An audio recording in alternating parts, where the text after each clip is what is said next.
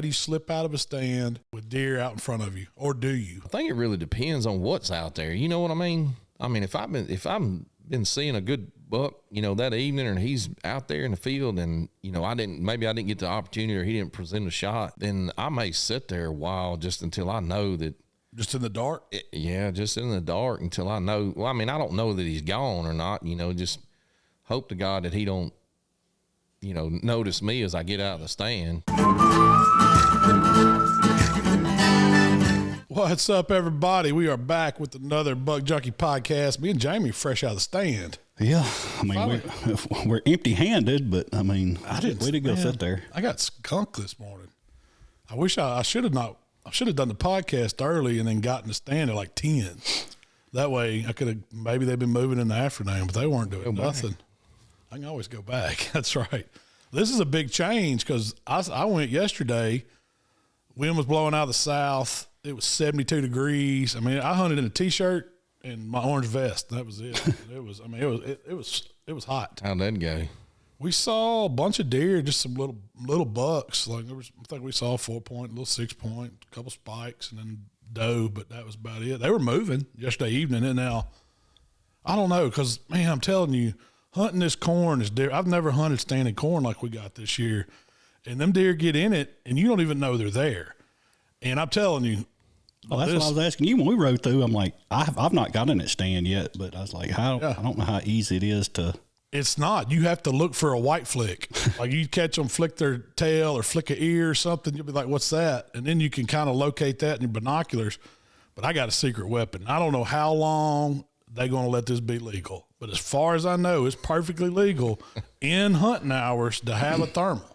Now, I don't have it on it's not a scope on the gun. Just a monocular. It's a monocular. Yeah, I think the one I have is like a pulsar or something.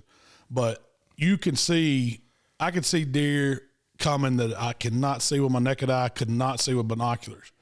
But what it does, it gives off that heat signal. When you can find them in that corn, you can then get your binoculars and see what they are because you can't tell if it's a buck or a doe. You can just tell body shape. You know? So that's been, I mean, the number one new tool that I got that I like. And I was like, man, you know, it'd be great for, you know, when it's starting to get dark, you can kind of scan, see if anything's coming. It works in the daytime too. And the first time we saw them was when those dudes were using them squirrel hunting, trying to check squirrel nests with them to see if they were hot.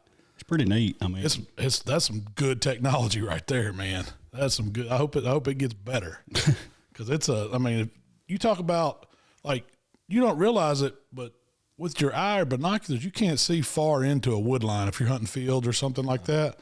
With that thermal, it gives you 20, 30 yards into the woods. And a lot of times what I've noticed, and it did it to us last night, I told Michael, he was hunting with me last night, I said, I think that's a buck, but I can't see him with my binoculars, but I could see it was a big-bodied deer. And all he did was come to the edge about 20 yards from the field, and he just froze. Wasn't eating, wasn't doing nothing. But there were some does on out in the field. And I figured he was trying to get a wind, and then he went back down in the ditch because we were down there. You know, he was over in that corner of I guess that'd be kind of the northwest corner of that field where the ditch is. He come up there, hung out, probably 10, 15 minutes, froze, never moved. Head wasn't going down. He was just standing there like a statue, and I never could see him. Like I even put my scope up trying to find him, and I could not find him. But it's starting to get, you know, it was like 5:05. And I think we had till 5:21 last night was the last legal light. But by that time, when the deer finally cleared out, I told Michael to unload the gun, and we eased out, tried not to spook anything. We had one bedded down. A little 4-point had been out there all afternoon in the corn. And he would just stay right out in front of us. What do you think that is, 40, 50 yards directly out? Straight out to the corn wood line? Yeah, no, to the corn, middle of the corn. Yeah, it's not far at all. He stayed there for almost 2 hours. And by the end of it, before it started getting dark, he walked back down probably 100 yards and laid down on the edge of that corn and just laid there. And I was like, look at this fool. He's bedded down there. But the wind was coming off that, you know, the wind was coming right up through there. You could smell anything. We just happened to be in the right spot. So, I mean, it's a huge change for us because we're used to sitting on those fields and seeing so far. Yeah. Oh. But, you know, we would have deer come out and feed in the fields. You know, most of the time it was does, smaller bucks, stuff like that. But our larger bucks, you know, they were doing like you was talking about that buck was, they'd come up, stand in the edge of the woods, and then either if they did come out, they would cross the field so fast sometimes that you had to make a judgment call really fast. So hopefully now, which they have been, because, Will told me when he hunted the stand, it was like they'll sit down and they'll lay down in there and they'll get back up and they'll walk through it real slow. And he's like, they ain't in no hurry. I've got some great video of hunting the turkey foot, the plantation stand where we got the turkey foot cutting the corn. And I had a buck on one little strip, had another buck on the opposite strip. They never knew each other was there. Couldn't see one another. And they weren't interested in doe because it was a little buck. He might have been a 4 or 6. I couldn't really tell. He busted a doe out of the pines, ran her through the corn, crossed one of the plots, and the 8-point that was sitting there eating picked up on that, and he ran off with them. Well, the 4-point over here he never budged. He just kept eating. And there was doe out there. Every little strip had deer in it, and they didn't know the other deer were there. And this is the first time I ever had this happen. There was a doe walked out. I didn't even realize it. It was probably 20 yards to my left right out the window. And it said, you know how they make that, this blow. And all the deer, a few of the doe looked, but that deer flagged and ran off. And he was right there on me. I mean, he probably saw me move trying to film, Yeah. And those other deer, they never spooked. No, I mean, they looked, but then they was like, what's wrong with this deer? They didn't, because our wind was right again. But I think having that standing corn is a calming effect to them because they realize if something goes wrong, I can go 5 yards and I'm in something thick. Yeah. And so when those deer, we had 3, it was a mama doe and 2 little ones. And I was in one of the videos, I was like, Michael, you think they line up? You can get them all 3 in one shot. Because there was an 8-point back behind them and then 3. We was just joking around. And they finally worked their way to where they were 15 yards in front of the stand, and mama flagged. And all she did was run back to the corn where they went in and stopped. And then they just slowly meandered back and come out up above us about 100 yards on the little trail. Stayed there, ate around, and then went on down the ditch, calm as they could be. And any time that happened in the past with a wide open field there, you get one deer, one old doe that throws that tail up, the whole field clears. Yeah. So I'm digging having the the corn like that. I think that's a game changer for us. Yeah, when you can cut it down, and we had discussed that and talked about that. Cutting it down and being able to see the field and putting, food on the ground. They're going to eat it off the stalk. Oh. If you cut it down, you're taking your whole, all your cover off the field just to feed them with they're going to eat it off they're going to eat it off the stalk. I tell you what I'm impressed with. It ain't the deer. What's that? The deadgum turkey. They love the corn. Me and Michael watched, it was probably 12 adult hens, and I don't know how many, yearling turkeys. I guess what do you call them? Chicks. They're adolescents now. They're half the size of a grown hen, and they would get out there. They come out of the woods over there at the far north side of the field, single file, went straight to that corn, got in one end of it, and worked the whole patch all the way down past us. And I could see them. We could still see them as they were close to the edge. They would get on their feet, hop a little bit, flap them wings, and pull the air. And they would pull it off, and they'd sit there and peck the whole thing. Yeah. And they are wearing it out. They did it now, I've hunted over there 2 evenings, and those turkey have been in that corn for 2 evenings. And they're cutting up too, man. It's like you want to hear what a turkey sounds like, man. They're yelping, they're putting, they're clucking. I'm happy, with that. You was talking about the turkeys. I know we're talking about deer today, but the group of turkeys I seen over here, it has some yearling turkeys in it. So we got some kind of a hatch. We got a pretty good one, I could tell. That I can, from what I can tell, there was about 30 turkeys in that group that I seen. And some of them, it was hard to kind of keep up with them because there's so many of them and they were all together. But, at least a third of them were smaller turkeys, so. Yeah, which is good. Yeah. I want to see that. I want to see a bunch of them.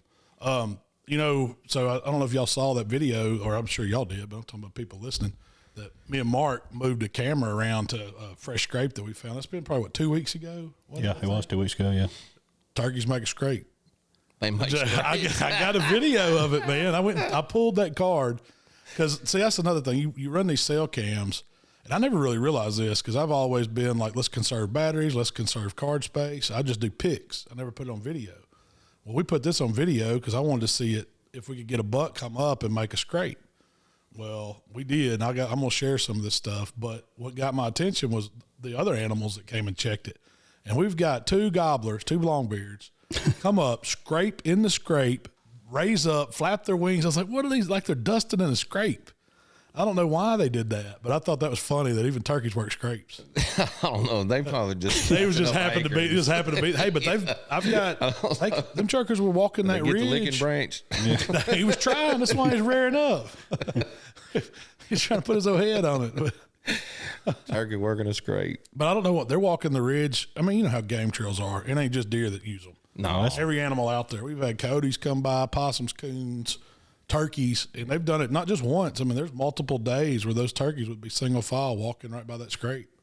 So you gotta find the heavy trailed areas and find those things this time of year because we're not popped off all the way.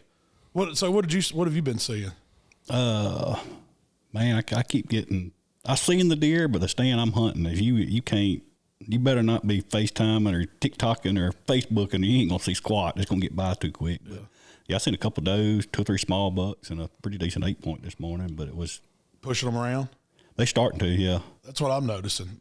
I hadn't seen a big buck chase anything, but the little ones are getting after these doe. Yeah, that little 4-point, he had 2 does, and he was. I mean, he was the wind was blowing. I couldn't tell or hear if it was grunting or not, but he was pushing him pretty hard. Well, we started off our regular tradition, rifle season, the Friday night before it opens. We went to Como Steakhouse, Como, Mississippi. And I'll tell you what, Mikey, it was mighty fine this year. That was the best steak I've ever gotten from Como. I got a filet this time, the 12-ounce filet. Man, it melted in your mouth. I've heard a couple people lately has been down there. Said it's past few times, and it wasn't that crowded. I don't know if it was because of opening night. It was odd. We got a big table right in the front room. Yep, that was I've always been a little skeptical of Como. I like Como. I like the restaurant. I like the food, but sometimes their steaks are. This is just every time, and everybody else on the tables liable to have a great steak, and I've always gotten grizzly. It's okay. You know what I mean? It's fair. It's nothing. That's what I've noticed. Spectacular. I've noticed that with a lot of steakhouses. Though, this time it was there. Quality just ain't up to par on the meat. The flavor is always the same. I mean, there's this old fashioned steakhouse. I mean, I ain't gonna say it's the best steakhouse around because it ain't. But it's got ambiance and it's an old place and it's just. It just blows my mind. The guy behind the grill can have 20 steaks going at one time and keep up with who's a who's and what's what. Oh, tell you about the potatoes they was putting out. We were sitting right by the grill. When we sit down by the grill, when they were coming up there with the plates and coming to get they come get the steaks from the grill, or set the plates on the little brick area right there for him to put the steaks on the plate or whatever. Man, them potatoes were, I mean, you seen these little footballs that the kids play with? They were like, man, it was like a 3-pound potato, man. It was I couldn't eat. I don't even know if I ate half of mine. It was loaded with cheese and bacon. A good baked potato is hard to beat. That's what you give me that. These I'm are gonna work monsters, on it. man. These were monsters. These are the biggest ones I've ever seen in a restaurant that I've eat at. They were monster potatoes. But we're sorry if we offended anybody because we're probably pretty loud. And we celebrated. We were having a good time. We told stories and was sharing pictures of deers we got on camera, and we had some other buddies come with us too. So that's all. I think that's one of the traditions that we have. That we've been doing it for 3 or 4 years now. Yeah, we skipped last year. We tried doing something here, and it's just it's fun, but we got to clean up the mess. That's here. right. We want to get up. Everybody else went home. We had to clean it all up. We want to get up and hunt the next morning. So if we had a camp dishwasher to clean everything up, it's fun to cook. But I don't know. It's just something about sitting down with a group of folks and having a good dinner. Right, and then we didn't stay out late. Our reservation was like 6:15. Yeah. Well, it was a lot of fun. Anyways, I mean, we got to ride in the. Did you get a video of that? Yeah. We got to ride in the what do we call it? The tour bus. It was a Chevrolet touring van or whatever. Oh, that explains when I pulled up the van down there. I was wondering why it was a 9-seater. It was a personal shuttle. 10, something like that. 12, 9 in the back, 2 up front. So that's 11. Yeah, so we were all, and it had wood mood panel lights, big mood screen lights in TV. it, big screen TV. This is Dustin's van. He bought it to take his family on one of them Clark Griswold out west vacations a couple of years ago. I was sure wondering, like, why in the heck is he out of the trucks he's got, stuff like that? Why was he driving a van down here? But he called me. Like, he called me and said, and I said, "We're going to Como Steakhouse." He said, "Man, y'all want to take the van?" I was like, "Yeah, bring it. We'll take it." I mean, I'd rode with him before. We went to New Orleans and it was a couples trip one time. It's fun to ride in. I'm trying to talk Melissa and let me buy it. Where you going to go in it? Just wherever you want? I'm driving it every day. Yeah, oh, man, that's a daily. You can haul some folks in that. Groceries, whatever you want. Yeah. He said you can take all the seats out and have it, nothing but cargo space. It's kind of like I don't know, it's bigger than a conversion. You remember the old conversion vans? Yeah. It's bigger than that. Bigger than that, yeah. But it's set up kind of the same way, It's set up nice, leather captain seats. Yep, captain seats all the way back, and the back one lets down to a bed. So if you took out all the captain seats and had that bed, you could live in that thing. Yeah, you need some kind of portable toilet system set outside. It's the only thing you're missing. It's got a table that goes in it too. Yeah, got everything. That was a pretty neat ride there. I like that. Take that to Arkansas and hunt out of it. I think we need to buy it. Put Buck Junkies on the side of it. I tell you, camo, put the wrap on it, mossy oak wrap on it. That'd be all right. But yeah, that's how our trip went. We it's about 30-minute ride for us to Como from about 30 minutes. Yeah, back roads. It's all back roads till we get on 310. Yeah. And then, I don't know. It's a few miles down the road on 310, probably 5 or 6 miles. But we had a good meal. We come back home. We didn't. I don't think we stayed up too late that night. I did. No, it was like 10 o'clock. I went ahead and got to bed. I was excited, man. I was ready for opening day. It was a cold morning Saturday. It was cool. I think everybody saw something. I killed a coyote. I saw one spike. That's all I saw Saturday. I didn't see but one doe. But when I saw that coyote, I lit him up. I said, "That's it. I made my hunt right there." And what you saw? But you saw a bunch of turkeys on. Yeah, I saw a bunch of turkeys, but I didn't hunt long. I got up the next morning and had to duck out. Well, I had to get out of here, but I've been fighting sinus stuff anyway. So when I woke up the next morning, my head was all locked up, had a bad headache, and I couldn't get that stuff to break loose. So I didn't get in the stand and it was like 8 or 8:30 before I even got in the stand. Oh man, I wasn't there an hour. Well, you saw a big doe though, didn't you? Yeah, I seen all those turkeys, and I seen the doe right there as I had to let her clear before I got out of the stand to leave. So when she got out of the way, I won't come on back and I had to be somewhere by 11 o'clock. That was going to be my question of the day. We're going to go ahead and slip it in right now before we keep going. Question of the day: how do you exit a stand when you got deer in the field, and either morning or evening? Now, if it's morning, I'm going to set them out. But evening, I ain't going to sit there. So what y'all's thinking on that? How do you get out of it? How do you slip out of a stand with deer out in front of you, or do you?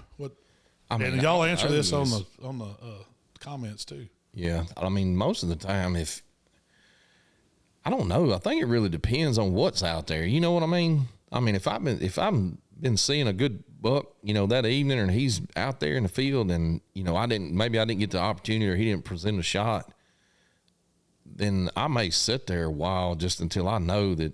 Just in the dark? Just in the dark until I know. Well, I mean, I don't know that he's gone or not. Just hope to God that he don't, notice me as I get out of the stand. But what do you think? I mean, I know, so we try to leave some tall cover, going up to the stand. So you are exposed usually on a ladder, or steps or whatever we got. But once you get down on the ground, we try to make but cover. Not every stand that we have. Not everyone. Though.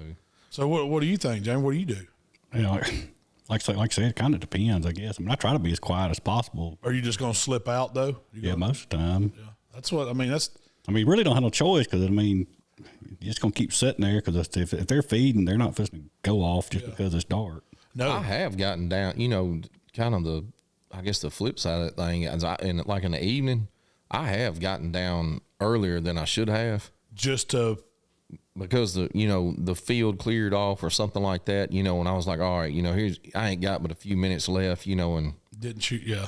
I don't want to be pushing a shot anyway. So I'm gonna go ahead and get down now, and have gotten down, just eased out real slow and got out, before anything else came in back. The field. Yeah. I like that thinking too.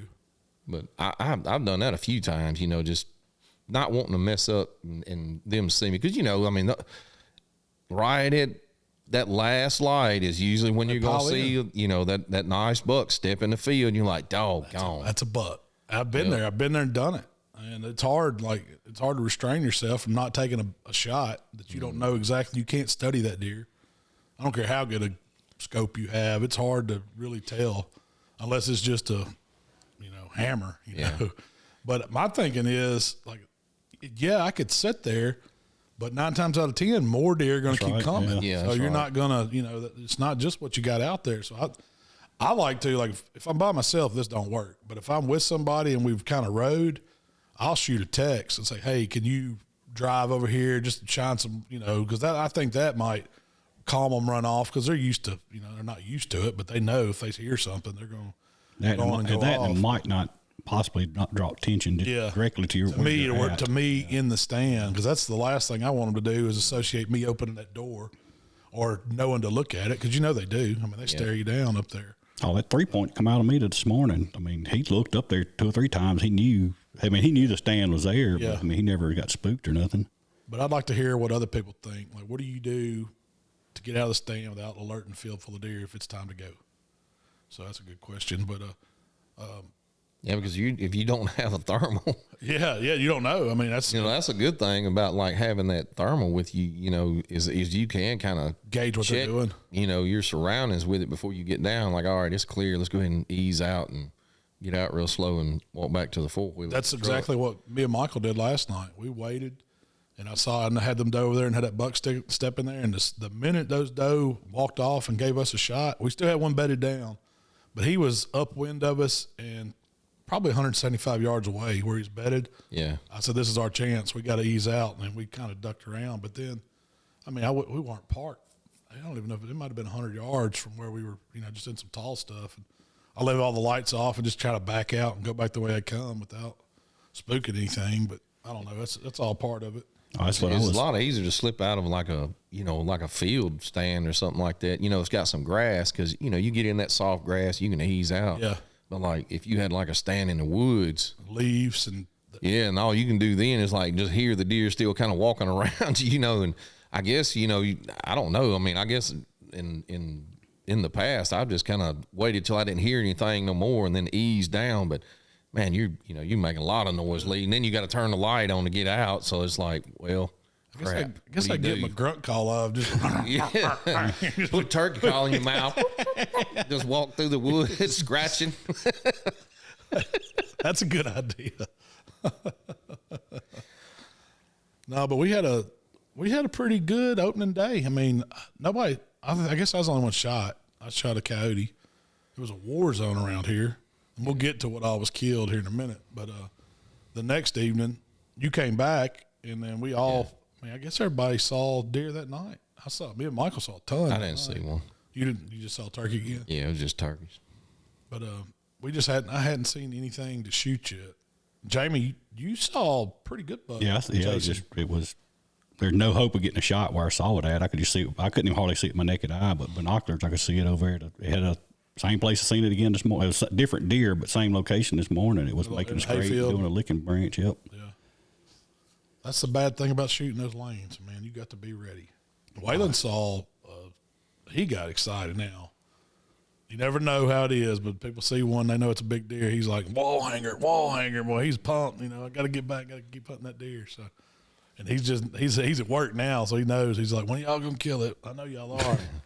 I was like, well, if he comes out, I ain't going to check up. The thing about hunting that stand that Waylon's in is a lot of times that, deer do come out in there and feed in there, but it only takes them about 4 steps to step out in that road. Cause it's not 25 foot wide, maybe 30. Yeah. It ain't wide. So it don't take them much to get across that thing. So you really need to have your rifle stuck out the window. Yeah, for real. You don't have time to get your binoculars out, see if it's a shooter, make a decision, then get your gun out. No, that ain't happening. You better be on the ready. And I don't know if a rifle is the best thing for that stand. I mean, it's more of a shotgun, old slug or buckshot, really. Farthest shot's probably it's less than 100 yards. They're on top of you. But man, it looks good back there. You got that trail full of clover. Yeah. The turkey love it. Waylon's that's where the gobbler's been hanging out. He's a lot of time and money in that trail. Yeah. It's because we, I overseeded that in some of those bare spots that was down through there with that clover we got from Aussie Oak, and it was already established clover there, but it's kind of patchy in places, and there were some, tracks down the middle where we kind of, rode the 4-wheeler through and mashed it down. So we, this summer, late in the summer, me and Will went back in and overseeded all that, and then we fertilized it real heavy, and then come out and just didn't ride on it no more. Didn't go back in there, just left it. So do you think the more you keep doing that, you can just overseed that established, don't break it, it'll just keep spreading and eventually cover wherever it's got a little bit of sunlight? Because that's the only thing now. There's a lot of like sandy areas that's exposed ground where nothing's growing. It's probably just because soil's not great and it ain't getting any light because of the pine trees. Yeah, those pine needles, down some of those roads, your pine needles, if they get to laying on the edge of the road or fall out in the road and they get kind of compacted, a lot of times it'll just put bare spots out in your roads. Yeah. And riding over clover too much, it'll just mash it down. It don't respond back to being mashed down too many times. Yeah, yeah. It'll just kill it, and you'll just have tracks down the middle of your trail, which whatever. But around some of those edges, like on that road, it makes a bend. So when you go down like that main trail, it's green and pretty down through there, and you start making that bend where it's shaded. So it's not getting near as much sun right there in that bend, so it's kind of patchy in there. Mm-hmm. And then as you come back around, it kind of greens up again. So, the sun makes a huge difference on growing that clover in those roads and stuff. It may not be nothing you're doing wrong. It's just a lack of sunlight. We need about one more row of pine trees taken out on it. Yeah, it would open up that canopy perfect if it was like that. Be a lot of cutting, though. I don't know. What would you just lay them down in the woods? Shoot, I get the excavator and push them over. They're so thick, man. They'd tangle up. And man, it would. The best way would be to get an excavator and dig them up or push them over. And then haul them out, pile them up. And just pile up a bunch. It ain't worth nothing. That's the bad thing about pine right now. It ain't worth a whole lot if you ain't got nobody's messing with that small stuff. We ain't got enough of it. But that was opening day. Now, the next day, that's the day I shot me a big doe. I'm on the board with so we did a little doe contest we all agreed on.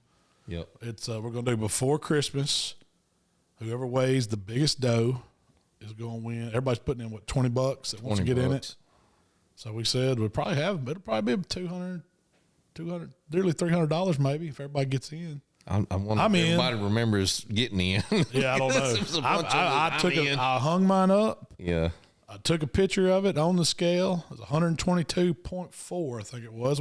That's a good first entry. That's a good first entry. I'm setting the bar. It ain't low. Yeah. I mean, our average size, what would you say, is about 90 pounds, usually. In that, 190 to 100, I would say now. Yeah. What won the last time we did one? Do y'all remember? 128, wasn't it? 133. Was it 130? So that was when I killed on the dove field over here. Yeah, Mark's was 100. Yeah, Mark's was 128. I forgot you killed one bigger than that. That's the biggest one I've 135. She was over 130 pounds. I don't know. I think the one I killed was 118. I think so. I beat my personal best. Write it on the board out there. I need to. So when we shoot does, I need to get back to doing that again. Not forget, once you weigh them, is write down the weight of the doe. So we can. I really need to be pulling a jawbone so we can get them aged too. I mean, evidently we can. That one's down the gut pile. I ain't gonna go get it now. I we might better. I wasn't thinking. I was having to cook breakfast, so I just jerked the skin off of it, gutted it, and rinsed it off.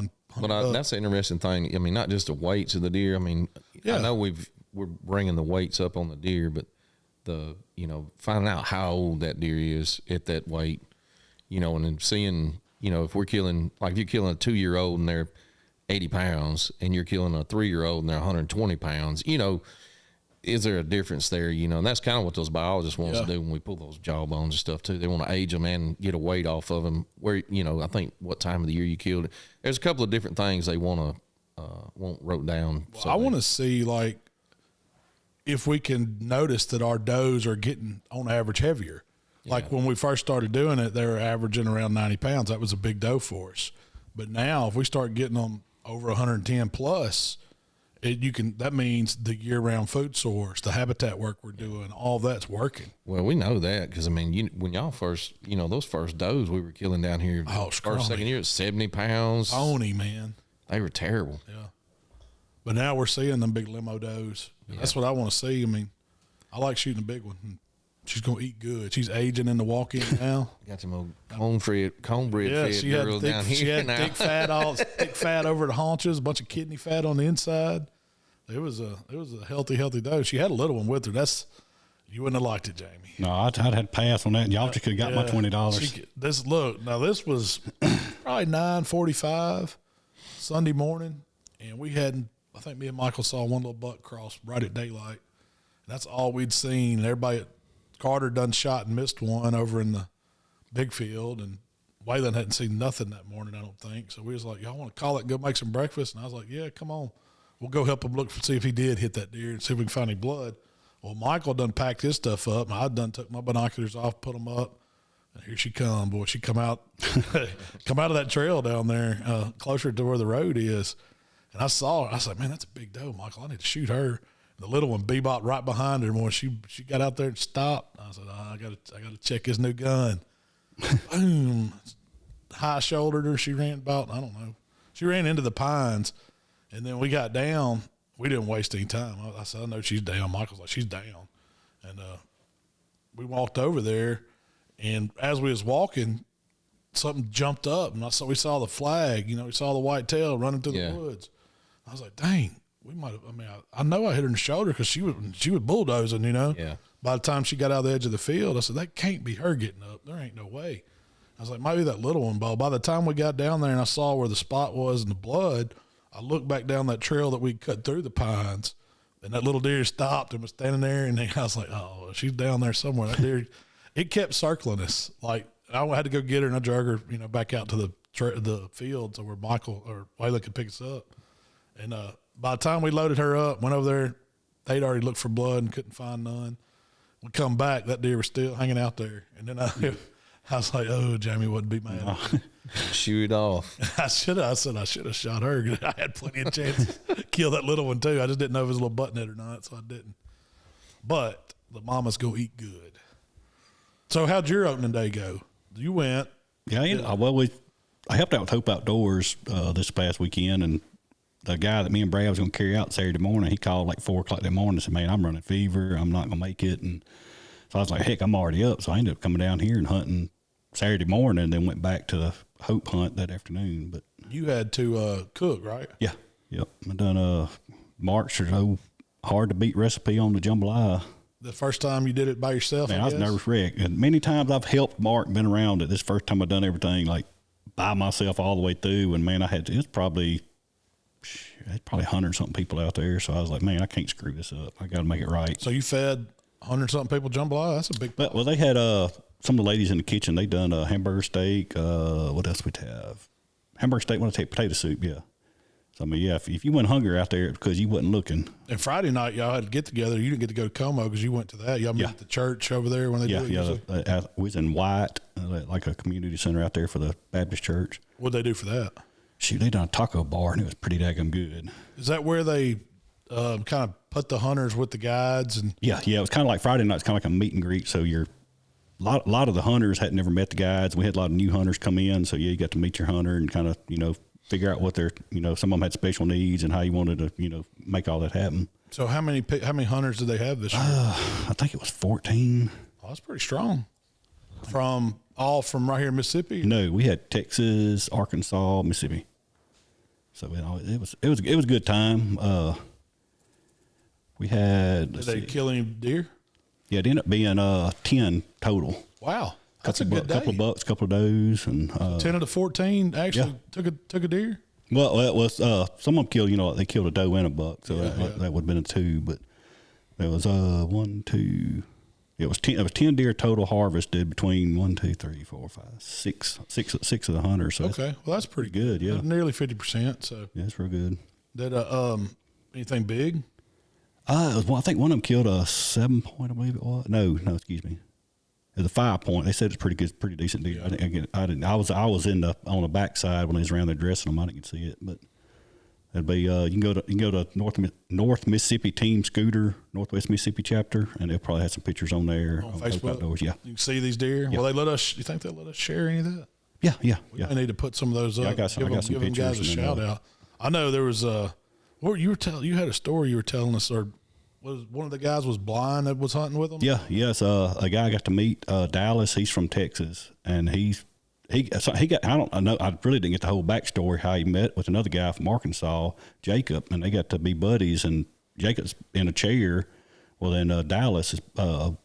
He's a pretty good sized dude. He's blind, so they help each other out and they tag team.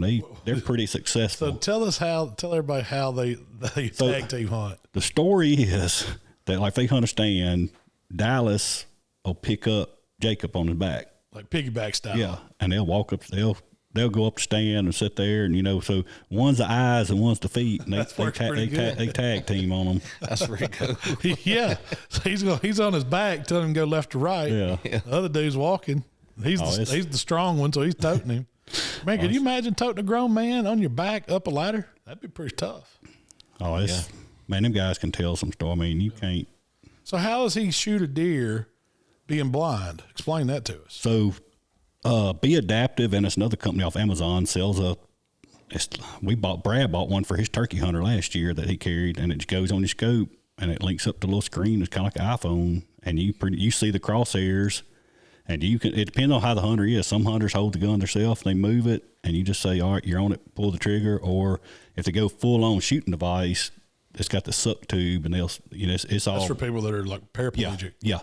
And it'll be, they can move the gun up or down with this, like a remote control deal, and they can get on it that way. And whoever their guide, their assistant, whatever, helping them say, you're on it or whatever. And so when they hunt, they always have like a guide every time with them. Yeah, you'll always have a guide or landowner, and then whoever the participant is hunting, they usually have a family member or a friend or something with them that kind of knows all their needs, special needs or something they might have. And that's pretty cool to know. There's people out there that it's a blast. Handicap that you could still get out there and do what you love to do and get in the outdoors. Yeah, man, even to get a chance to shoot one, that's amazing. Yeah. So I was actually. He's killed multiple deer too, or? Yeah, him and Dallas teamed up and they killed one in Arkansas, and it's a very, very, very good deer. I don't remember what he said the spread was on it, but it's a pretty good deer. Man, that's awesome. But that's what I actually was talking to Jacob some yesterday, and him and Dallas are teaming up, and they both have their own. I don't know if it's like a Facebook page or what it'd be, but you need to find that out so we can share that too. So they do videos of their hunts. Yeah. So Jacob's got it's Rolling Stone Outdoors, and then Dallas he's got a Brave and Blind Hunting Club. Both of them got a Facebook page. They're gonna team up and go to Arkansas. It's the last week in January. It should be the 24th through the 26th it's at the Arkansas State Fairgrounds, but it's the Arkansas Big Buck Club. It's like an extravaganza type. Yeah. So they'll have a booth up there, and that's what Jacob said. He's like, I want to get across to people just because what other people consider disability, you're not. He said, man, he said, yes, it's more of a challenge a lot of times. He said, I do the same thing now that I did before my accident. It's not that he's handicapped. He's just a little more physically challenged. He said, it takes me a little bit, I got to approach things in a different way than what I did before, but I still make it happen. That's awesome, man. To be able to help somebody like that and to be a part of it, I know that means a lot to you. Yeah, you go there thinking you're helping them and you're going to bless them in some type of way, but man, every time I've left, I got way, way more out of it than I ever could possibly given back to them. But so it's a good time. We got the Northwest, the chapter up here, the Team Scooter. They'll have another hunt in first part of January. We're gonna host a hunter out here at our place then. I mean, it gets plus you got the Arca Butler physical challenge. It's coming up the first 2 weekends of December, so we'll have that's it just going 2 weeks. Yeah. 2-3 weeks. So it'll be December 6th and 8th, and then 13th to the 15th. So we'll be booked up next couple of weekends. Mikey, what you got in the news? Oh man, so it wasn't really news. It was just something that was being talked about in the news. Yeah. So it was what were some of the top ways for deer hunters to get tickets? Well, I think everybody needs to know that. This is going to help me avoid getting one, right? Yeah. So What's number I just thought that was interesting because we've talked about it a little bit about, game laws and things like that. Let's go through here and see how many you think we violated. We're going to incriminate ourselves. So one of them is what's the 10? Can you got them ranked? Like 10th? Not really, because depending on the state, because it's kind of like nationwide. It's not just state specific. So yeah, some of them are higher ticket rate. I'll get to those. Okay. All right. So one of them just pretty much is like failure to read your regulations. Like right now they give tickets for like CWD. Mainly it's baiting. Yeah. Because once you get in a CWD zone, you can't bait no more. Any kind. I'm not talking just corn. Yeah, you can't put out mineral anything. licks. You can't do any of that stuff. So that was one of them that was real easy to get a ticket. One of the top ones. The regulation one's interesting because me and Jamie were talking about this earlier. We didn't know for sure how many like legal bucks you could kill in one day. Yeah, because wasn't there a time where you could kill them? You could kill more than one. Man, or is it always our zone? Seems like it changes every single year. Yeah, I mean it's. Well, I just looked it up because sometimes it changes. I don't remember it ever being $2 in one day, but well, I tell you, it could have been. Everybody's pretty much got a cell phone now. Most of the states are going to have an app for their, Department of Wildlife, Fisheries and Parks or whatever. And Mississippi's got a good one. Yeah, and it's got the regulations on there. So I just punched it up, and it's one antlered buck per day. Now, our zone, you can kill hard antlered, so it can be any a spike up if or whatever. It breaks the hair. As long as it breaks the hair, it's considered a hardened antler. So that counts as a buck, but you can only kill one per day. Now, your doe, we can kill 10 in our zone. In a day. And you can kill them all in the same day. So it's different for does and bucks. So you could really kill, 11 deer in one day if you wanted to. And then you still got 3 more bucks you can kill after that. That's too much work. That many in one day. You better have a pretty good number of freezers if you're making some phone calls. Yeah, my hands be cramping, back hurting. I ain't cleaning that many deer. Heck no. Lord have mercy. But it's legal by regulation. You can. Yeah. So what's another one? So another one would be like one of the biggest things was like not carrying their proper license. People. You go to different states. There's different requirements in every state. You need to read and make sure because like when we went to Michigan fishing that time, you couldn't just have just a fishing license. You had to have some other, stuff to go along with it. Same way with like fishing in Arkansas, but like, hunting different states is that way too. You buy a license, then you may have to purchase tags or, some kind of special permits or certain like government land. You got to have. We don't have to call a deer or check a deer in our zone, but like Arkansas, you got the app. You're supposed to log in and, Yeah, see, that was the one of the other ones was, let's see, it was, I got it over here. Hold on. Yeah, Jamie kind of answered that one, but yeah, not purchasing tags or not having proper tags or recording the animal.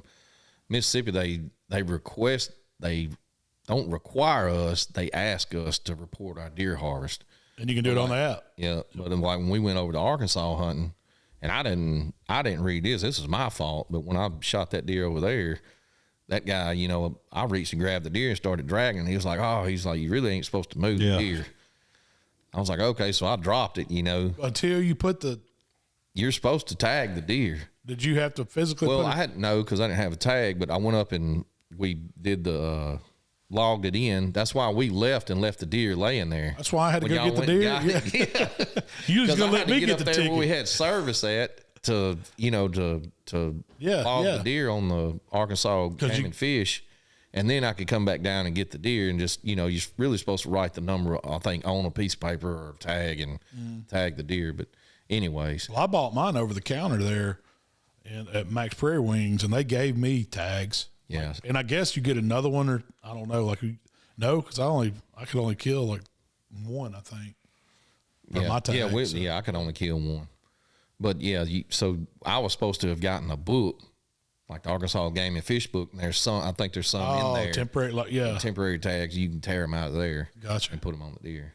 So I broke the law. So you broke a law and didn't even know. It's that easy. Broke the law and didn't know I did it. But anyways, that ain't the first time. So another one's like not having written permission. some states require you to have a piece of paper in your pocket if you're hunting on somebody's property, not just verbal agreement. Really? Yeah. You have to So, have like, if you're in a signed, lease, dated. everybody's supposed to have a permission slip or something? Or? Well, if you're in a lease, that's a little different. You have a contract there, so it's signed and dated, and anybody that's in the club. This was with somebody's grandma says, This is like, go yeah. you can hunt here, but you got to have, That's I got right. you. So some states require you. Mississippi don't require you to have that. They recommend you have it just to keep, any. Because, I mean, if you don't, just say you don't get the landowner on the phone and you get caught, game warden stops and checks you, you're supposed to be in here. I know that's Malcolm Reed's property. Yeah. They said, well, yeah, he gave me permission. Well, let me call Malcolm, and you don't answer the phone. Yeah. You're just trying to take somebody's now you got word. a problem. If you got that piece of paper. It's already signed. Well, I imagine, some people take it for granted. They might have got permission one time, and they just keep year after year. That's why they want dates on them. Yeah. You get permission one time, and they keep coming back, and that's wasn't the case. You were just supposed to be there this year. And they can actually write you a citation for not having that? Trespassing ticket. Yeah. Yep. That goes to Mississippi too, or is that just no? Mississippi States? Don't require you to have a written one in your. They just recommend you have it. Gotcha. But it's a good idea. It's a good idea, but if you get, like I said, if you're coming off somebody's property and they know who it is or something like that, and they don't know you, if they can't get them on the phone, yep, they're probably going to take down all your information, phone number, everything, and they'll get in touch with that guy if he says then. And they come back to your and get house. you. Yeah, go ahead and give you that ticket Write you later, that at a later date. House. Yep. This is a good one. Shooting light violations. Was that before yeah. that? Yeah. Are those different from state to state, or are they pretty standard? They're pretty standard from what I can tell. I had to check all the states, but yeah, most of them are pretty standard. You 30 can minutes prior, 30 minutes half post. an hour and half an hour. So, and it changes. So that's one of the biggest things it said they would get people on is like, you got to check that because it does. Your days start getting shorter. Oh yeah. So that last light. Oh, especially duck hunters. That's what I was fixing to say. That's better be on point with your time card. Because it's 30 minutes before sunrise, but it's sunset. Yeah, on the evening hunt. Yeah, once the sun goes down. Yeah. It's Not sun, an after- You don't think they sit on there and wait on that sunset, listen for shots? I guarantee it. Shoot, yeah. We got some friends that That's how they got to be friends with the game That's how warden. they got to be friends. Yeah. But they look for that, and that's one you didn't know. I'll tell you the easiest way I've done that. DU's got an app, and it's got that sunrise, sunset clock on it. And it's got like green light if you can hunt where you're at, because it's like it knows your location. Once you share your location, once you open it up, it'll actually turn green and say go, and it'll go red stop. Oh, we've been on the countdown before. Oh yeah, when we're sitting in duck blind, you daggum right. I mean, because them ducks are coming. A lot of times they're coming in. Yeah, they know. Man, you want to go ahead. You can see enough to when they're right there in front of you, but you got to wait. I always wait for the first shot. Yeah. That's somebody. They get a ticket first. It is Let the hard. game warden hear that shot and let him start heading that way. That's his right. truck's cranked and the crank it windows up. are up. You go ahead and shoot. And how many times have y'all heard shots before? Oh, Every time I've ever been time duck I've been- hunting. It's always. Yeah, if you're especially in that delta where there's several, farms around you that people duck hunt on, yeah, somebody's always early, like way early. But anyways, so yeah, that was shooting light violation. Let's see, improper amount of orange or no orange. That's You got to check your state regulations because not every state's the same. well, some of them. It's some like Mississippi. You don't have. Some of them require you to have head cover and vest or so many square inches. Like Darien over there, you're supposed to wear, and I'm assuming it's Arkansas rule, not state rule. You're supposed to have a vest and a hat. So we had to when we went to Arkansas, but Mississippi you don't. So I mean, Mississippi's got to be unbroken. Unbroken. Yeah. So it can't be the orange camouflage. Right. Mississippi. Is Arkansas you can have the camo blaze? It didn't specify. It just said 400 square inches plus a some Head kind cover. of hat Yeah. or a head cover. I think Tennessee's that same way too. That's the only reason why I had some because I was hunting at my dad's place up there. Yeah, because I bought a vest one time to hunt here, and it was that old orange flage. You know what I mean? Yeah. I'd bought that, and I don't remember who it was, Jamie or Fate or somebody, and I had it on. And it was like, that's Is that considered broken because it has the pattern on it? yeah, it's got a Gotta be pattern solid. broken. Well, now they I did notice in Arkansas those guys were just hunting in high vis vest. like construction worker vest. Yeah, I think. Well, yeah, some I think. states that you can do that. Like now in Mississippi, you can hunt in fluorescent pink or orange. Yeah. They did change that. Why? I mean, what's the thinking on that? It's for the cancer.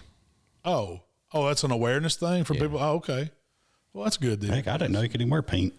Just this year is the first year, but Yeah, it's first year. I just saw people talking about it. I never knew exactly why, but that's that's pretty good if it's an awareness thing. Yeah, it's an awareness thing. I forgot what they call it. I figured that somebody in the daggum lobby that's making pink vests to put the pressure on the state people, pass that through. Yeah, it was passed it was passed. I hadn't seen any for earlier sale this year. Have y'all seen any? I'm gonna have to I look hadn't now. seen though. none to buy. No, Yeah, I don't know where you get them at, but Michael, so I guess it was opening morning, forgot his vest, and I didn't notice it. I mean, I you know how it is. It's early in the morning. We done got to the deer stand. I put him. He hunted by himself. I didn't even.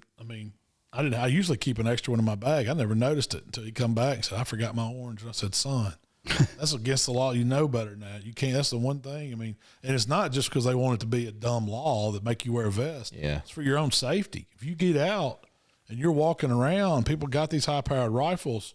It don't take but one instance, and it could end up bad. I mean, we just talked about that the last podcast. You know, that guy being found shot. You know, Yeah. that's what happens. You know, somebody's seeing you tipping through the woods, and they're just looking at movement and fires a shot up through there, and they can't take the bullet back.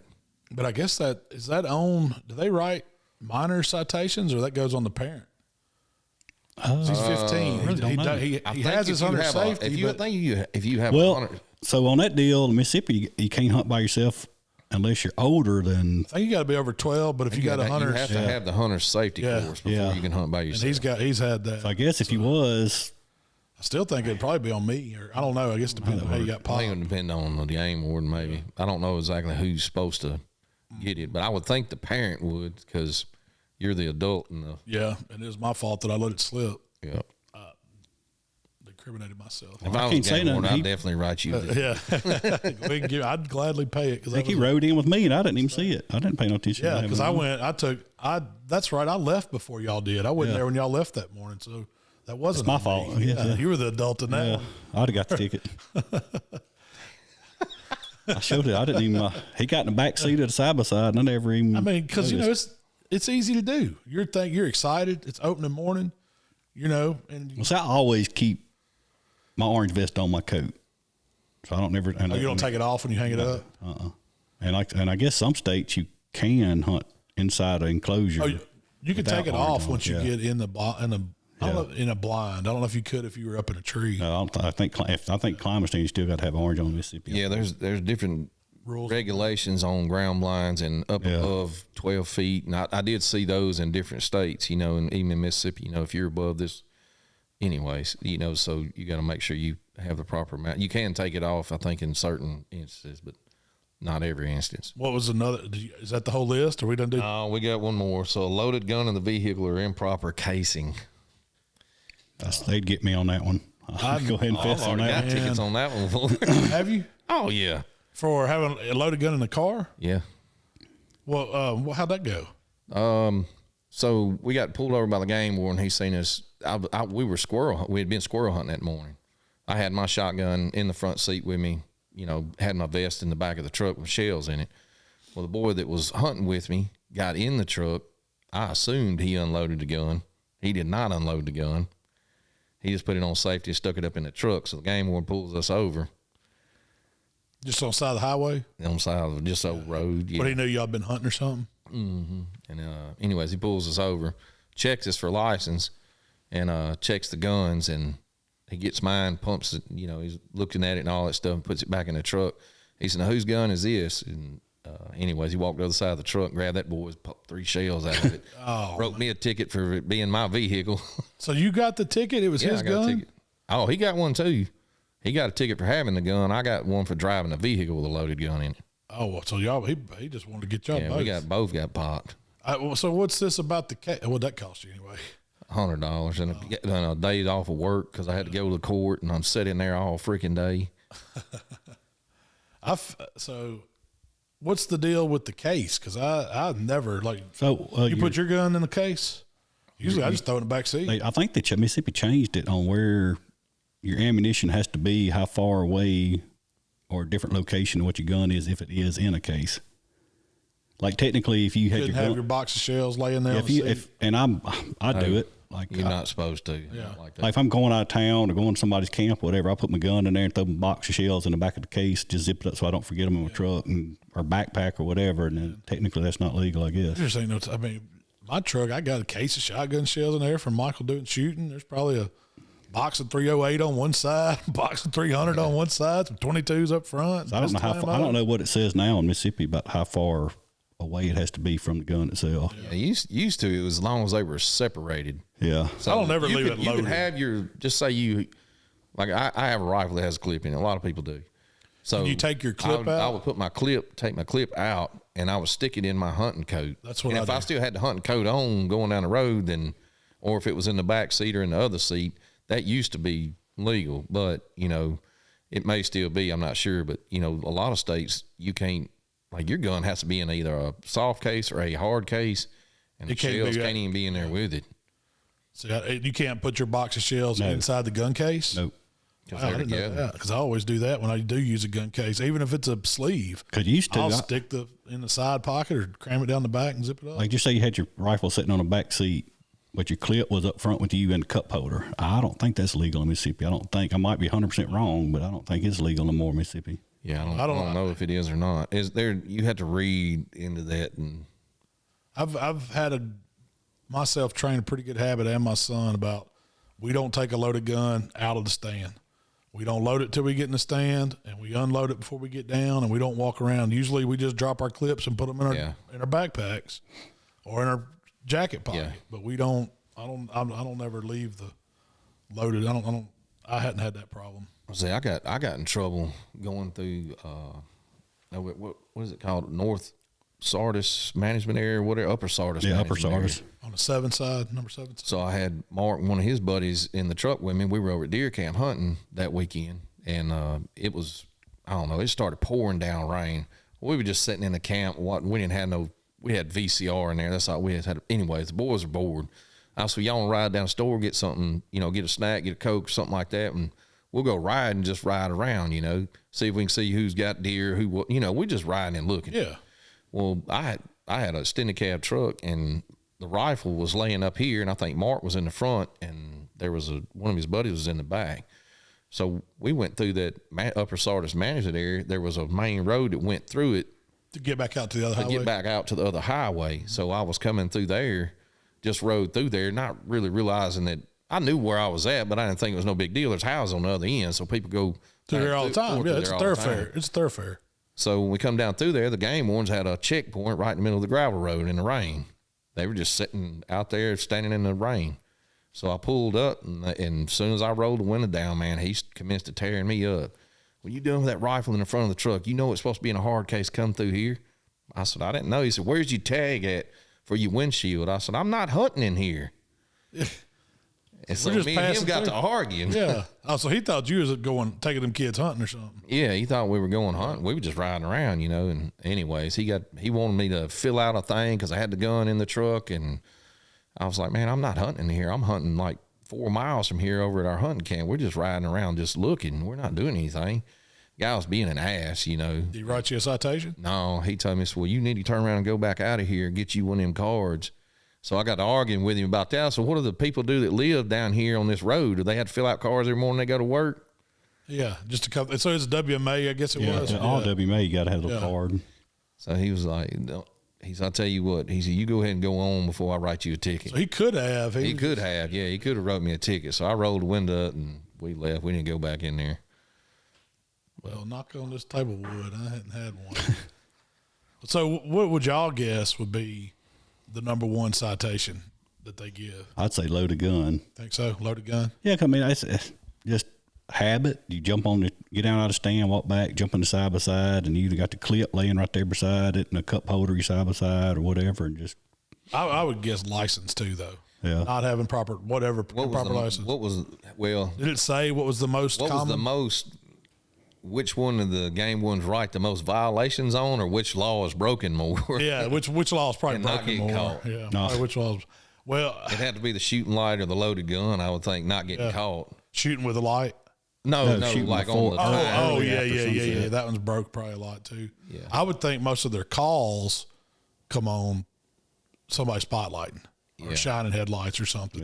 Yeah. But they don't always get those people. Those are the ones that are hard for them because by the time the game, unless they're just in the area, they're never going to catch that person. Yeah. Because I'm buddies with one of the game wardens, and he's told me, he's like, man, I get calls like it's like as soon as rifle season starts, it's just fixing to be call after call at night because But once they a get neighbor called, say somebody's they're shining. gone by the time. Oh they yeah, get that's there. what I'm saying. It might take him. He might be across the county. Yeah.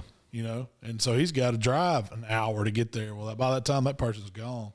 Now it's probably another thing if they fire a shot where there's a deer and they got to go get it or something. That's the ones they might have a chance to get to. Because Yeah. it does take some time to do that. I've been seeing a lot posted on ours, even in Hernando.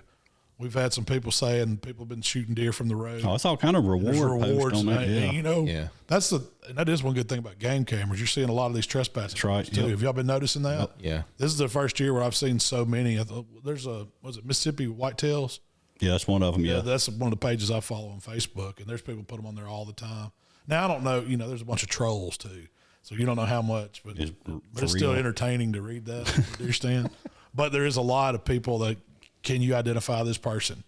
It's we've got somebody on our man. Hey, we've done it before. Yeah, we actually. I've it called saved us over somebody. here. Yeah. I had somebody riding through, and we had to call. I mean, I didn't know who they were. I mean, if you don't know who they are, it's one thing. And I wasn't trying to get nobody in trouble. I just want, hey, man, this property is off limits.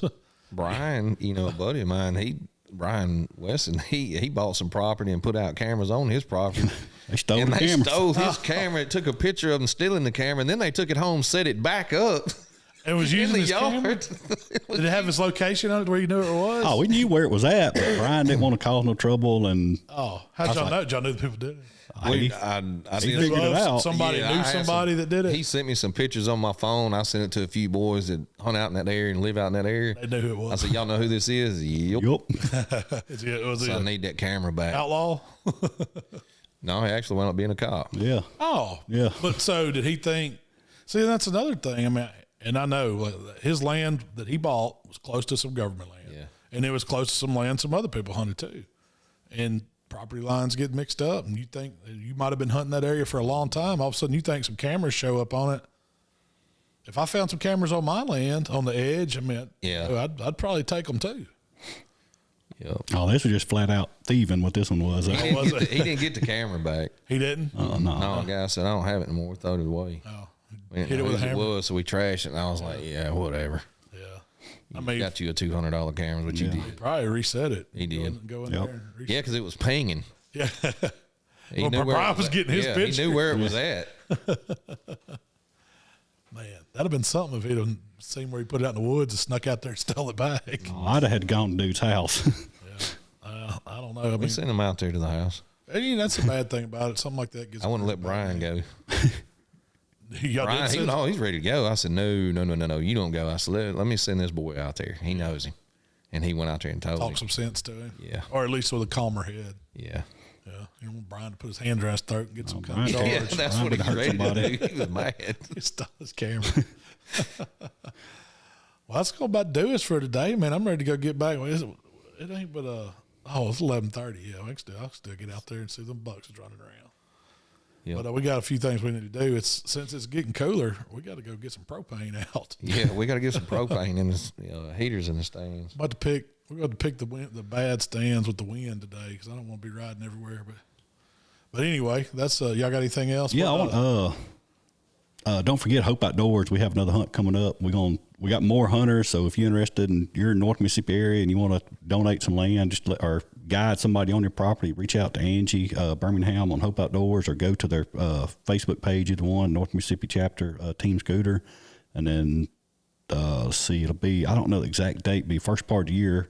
We'll do another one in Banquets like we went to. So Yeah. we'll have that going on. They hadn't announced that date yet, have they? I know we discussed it, but I did not write it down. But it'll be announced on the Facebook page, or you can go to Hope Outdoors itself. You can scroll down to different chapters, and you can find out more information that way too. And we'll pass that along as we know more information on it too.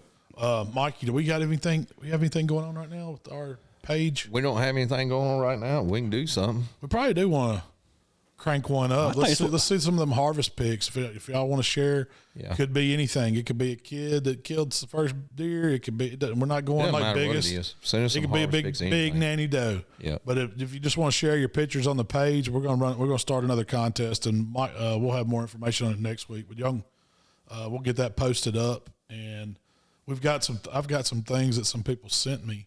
I know there's a game camera in there. There's a card reader in there. I've got a whole box of stuff that we're going to, start doing some more of these contests. And we may have multiple winners on this one. We'll see what all we got, but that'll be cranking up. But no way, shape, or form we're promoting this, but send us information what ticket you got. Yeah. That's a good one there. So don't do nothing on purpose, but, if you get a ticket, let's know what it is. Citation, we're going to send you something. That's a pretty good one there. We may have to do that too. Anyway, that's got us for today. Jamie, you want to take us out? Man, you can put over my head. This is a March thing. I can't keep up with all that. But no, you can reach out to us on Facebook. TikTok? What all else? We Instagram, YouTube. Yep, all of them. Pretty much any social platform. You can reach out to us if you have any questions or ideas or topics or just want to comment on what we're doing. What you got going on? Recipes or anything else? All right. Well, that's going to do it for us today, y'all. Good luck out there in the woods. Hope everybody's safe. Hope y'all have some productive hunts. And we'll be back next week to talk more Buck Junkies. We gone.